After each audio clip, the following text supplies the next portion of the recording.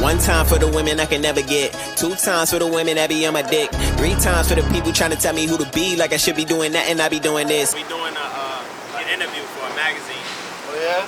Yeah. What's the topic? You want me asking? Music.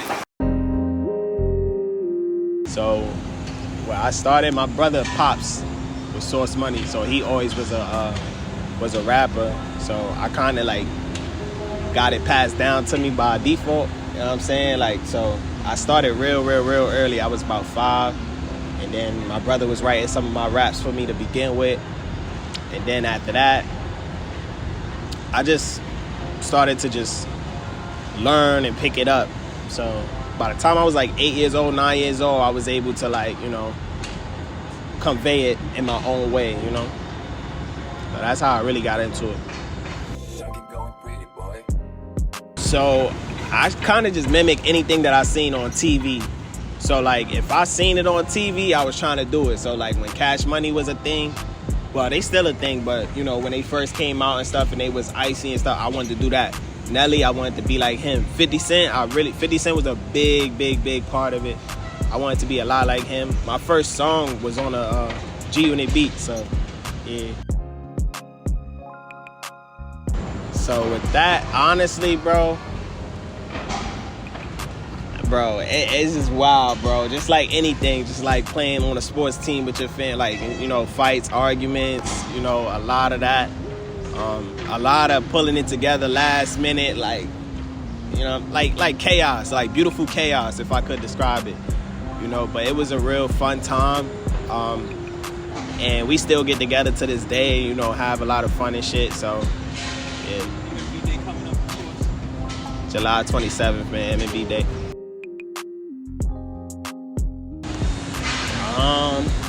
To be honest, bro, like, if I'm being completely honest, I hold myself to a different standard. So like even when people used to say like, oh, you this, you that, I don't know, the imposter syndrome in me never quite received those compliments, because I always felt like, you know, I could be so much better.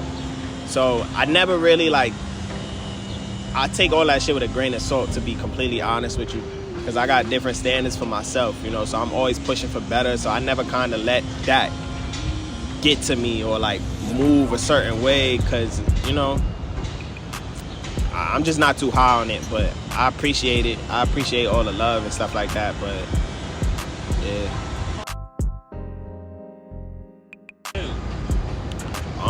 Just I didn't own the means of operation. That's one. Like, I didn't have my own studio. I didn't have my own camera. I didn't have the necessary equipment I felt like I needed. And then also, I didn't really know who I wanted to be in music. I didn't know which route I wanted to take, what kind of artist I wanted to be, what kind of sound I wanted to have. I didn't really know all these things. So it kind of forced me to just step back and really kind of reassess my situation. And then, you know, I took a dive into other endeavors as well. You know, I became a dad over time. And then, you know, once I rediscovered my love for music and stuff like that, that's when I was able to jump back into it head on.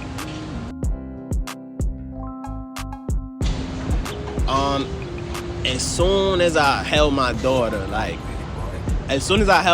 I was like, yeah, I can't afford to not go all in. Because if that's what I want to pass that down as a principle. Like, I want to pass that down, like, go all in. If you really believe in what you're doing, I want to pass that down to my daughter. So it's like, I wouldn't be living right if I didn't do it, you know. So I was like, you know what, let me just go straight up, just all in.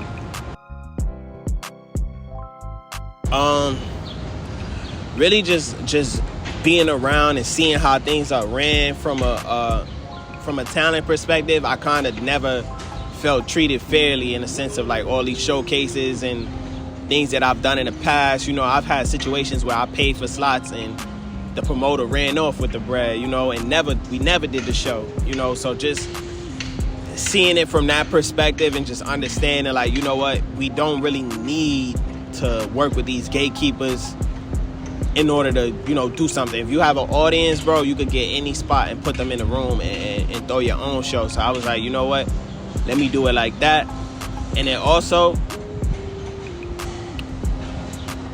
Bro, honestly, bro, I take everything personal, bro, when it comes to business, bro. They say it's not, but it is, because you wouldn't do somebody like that you really rock with. You know what I'm saying? So like, I take it personal, and a lot of these gate-kept companies and promoters and they don't really, you know how it is, bro. So yeah.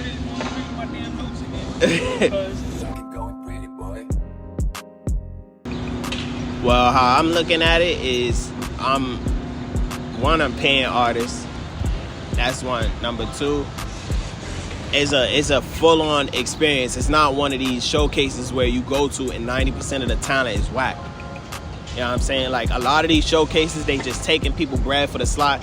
They don't listen to their music. They don't even know what they putting on the stage. Whoever's willing to pay could get up there, which is, you know, I understand those people need a chance, but at the end of the day, it's the audience that matters most, you know. So making sure that you put on a quality show over just taking the money is what's important, you know, and that's what's setting us apart. I'm gonna give you 5. So I'm gonna rank them too. So at number 5, we got Chance the Rapper, just from an independent perspective, his whole infrastructure. You know, at number 4, we got La Russell. I love everything he do. Number 3, we got Russ. You know, number 2, we got 50 Cent. You know, just how I just feel like he the biggest rapper of all time. And then at number 5, we got Nip. Number 1, we got Nip. Russ, I actually seen him June 28th, just past June. So Russ and Jivion, R&B singer Jivion. Everybody go see him.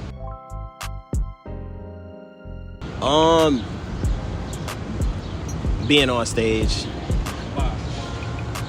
I feel like that's what I was born to do. I feel like being behind the scenes is what I have to do.